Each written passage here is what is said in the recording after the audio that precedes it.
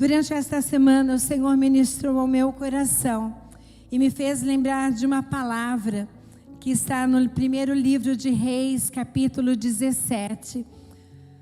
Elias estava vivendo numa situação ali através do povo de Israel, aonde eles estavam vivendo uma crise moral, espiritual, uma crise política, uma crise material.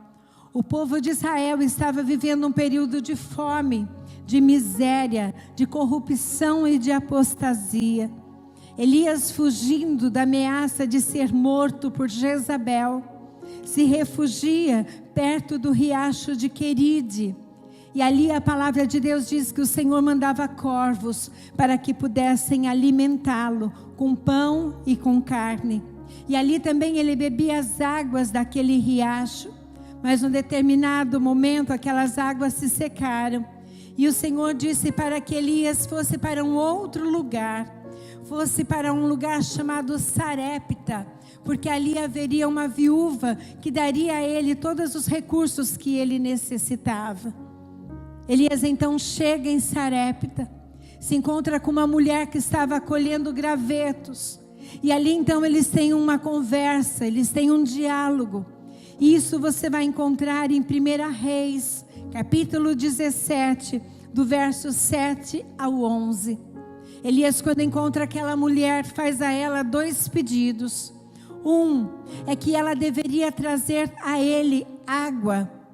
E assim, quando ela se levanta para buscar água, Elias faz então o seu segundo pedido, dizendo para ela que deveria trazer a ele também um pedaço de pão. Aquela mulher, quando foi então feito esse segundo pedido, dá uma resposta a Elias. E você que está aí na sua casa, abra a sua Bíblia e acompanhe comigo este diálogo que está em 1 Reis, capítulo 17 e versículo 12, que diz assim: Juro pelo nome do Senhor, o teu Deus. Ela respondeu: Não tenho nenhum pedaço de pão, só um punhado de farinha num jarro e um pouco de azeite numa botija. Estou colhendo uns 2 gravetos para levar para casa e preparar uma refeição para mim e para o meu filho, para que comamos e morramos. Note, a palavra de Deus não menciona o nome daquela mulher, não menciona a sua idade, mas menciona que ela era uma viúva que tinha um único filho. E aquela mulher pertencia a uma nação pagã que fazia oposição a Deus. Aquela mulher pertencia à nação onde o pai de Jezabel, um homem que não amava o Senhor, ele que governava. A palavra de Deus também diz que aquela mulher não acreditava que aquilo que ela tinha seria o suficiente para alimentar a ela e ao seu filho por muito tempo. E muito menos para dar de comer a um outro. A expectativa que havia no coração daquela mulher era de preparar o seu alimento, comer juntamente com seu filho e esperar pela morte. Não havia esperança, não havia expectativa. Dentro de sua casa os seus recursos já haviam acabado. As pessoas com as quais ela se relacionava também não tinham recursos, porque toda a nação estava passando por uma situação terrível de corrupção, de fome, de miséria e de seca. Então aquela mulher responde ao profeta que ela estava impossibilitada de dar algo a ele. Tudo era desfavorável, tudo era contrário.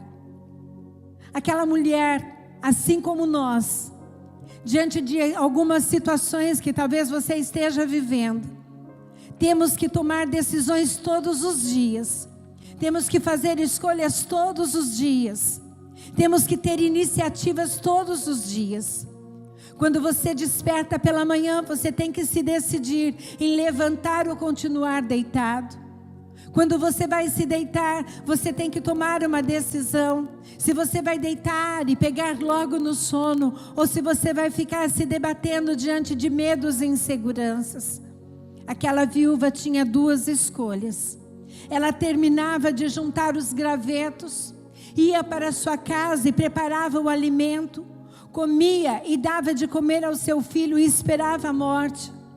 Ou fazia aquilo que o profeta havia pedido a ela, que fizesse, está em 1 Reis, capítulo 17, versículo 13, que fizesse um bolo para ele, com aquilo que ela tivesse, e desse primeiro para que ele comesse, e depois ela e o seu filho.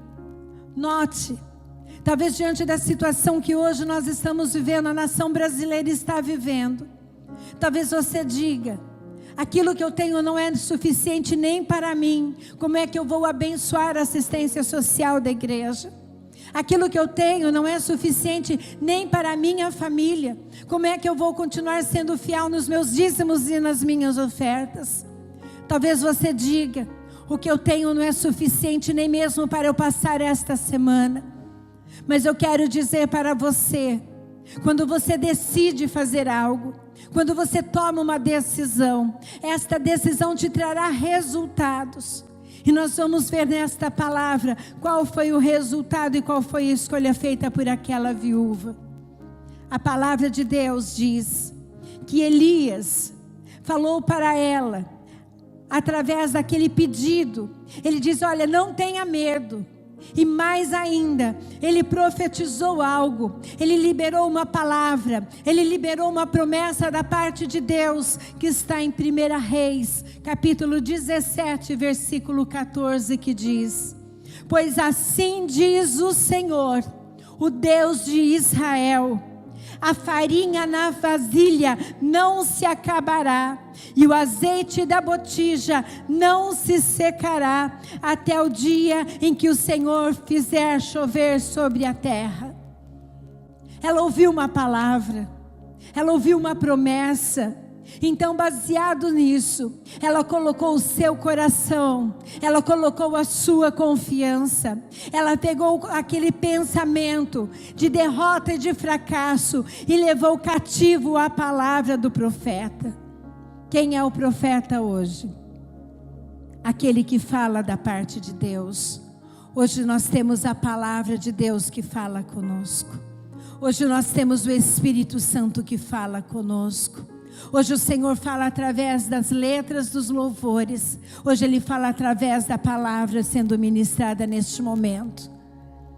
Aquela mulher, diante daquela palavra, ela pegou sua última coragem, ela pegou sua última fé, ela pegou o último ânimo que talvez ela tivesse, sua última gota de confiança, e fez exatamente assim. Ela foi. Em outra tradução diz: imediatamente ela foi e fez conforme Elias lhe dissera. E aconteceu que a comida durante todos os dias para Elias e para aquela mulher não faltaram. Note, ela ouviu a palavra de Deus, e aquela palavra gerou fé no coração daquela mulher. E o que me chama a atenção é que Elias, a primeira frase, a primeira palavra que ele libera a ela é: não tenha medo. O medo é paralisante, o medo rouba energia, o medo rouba coragem, o medo nos enfraquece, o medo nos faz nos sentirmos derrotados.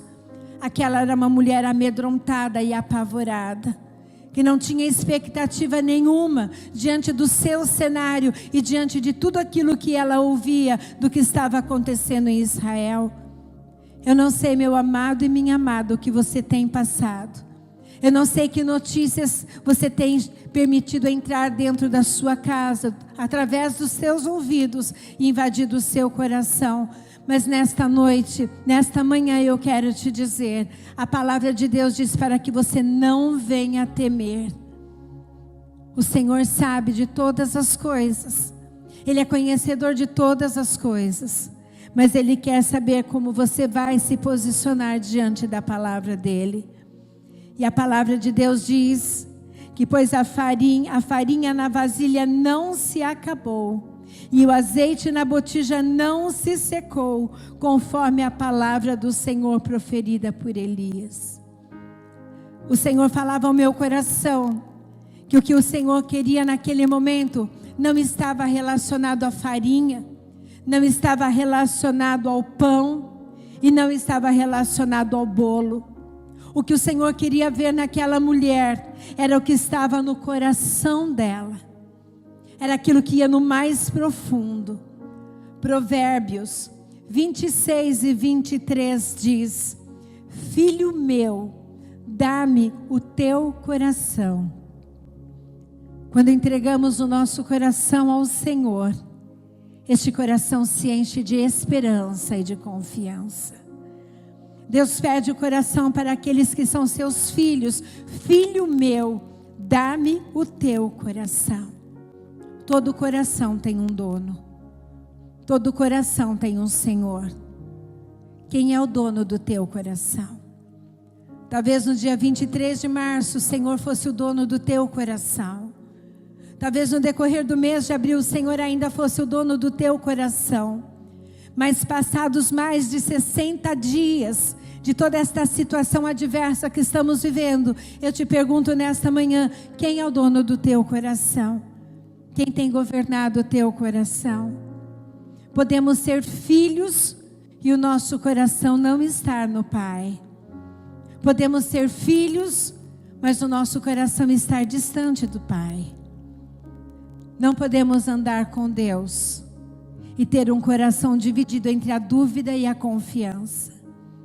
Se há dúvida no teu coração, neste momento, o Senhor não está sendo dono. E nesta manhã Ele te diz: filho meu, dá-me o teu coração.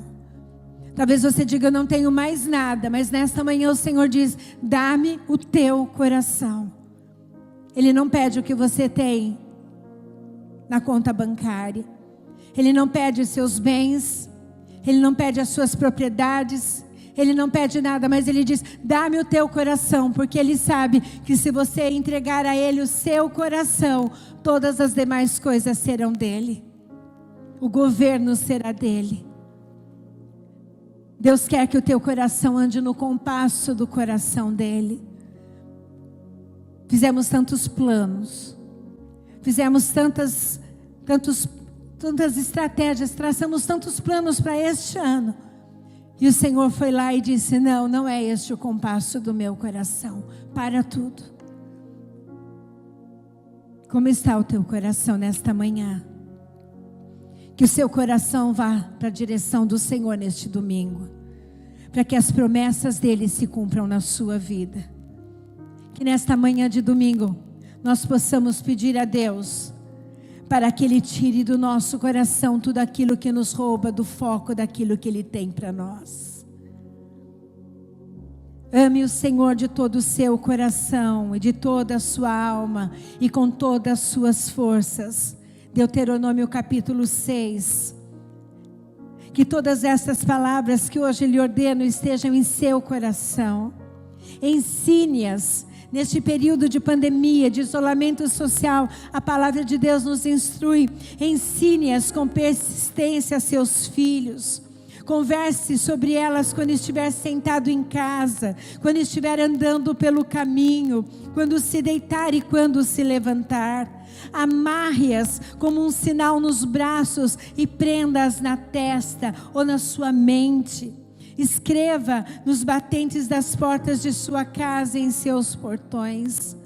O Senhor, o seu Deus, os conduzirá à terra que jurou aos seus antepassados, Abraão, Isaque e Jacó, que daria a vocês terra com grandes e boas cidades que vocês não construíram, com casas cheias de tudo que há de melhor, de coisas que vocês não produziram, com cisternas que vocês não cavaram, com vinhas e oliveiras que vocês não plantaram. Quando isso acontecer e vocês comerem, ficarão satisfeitos.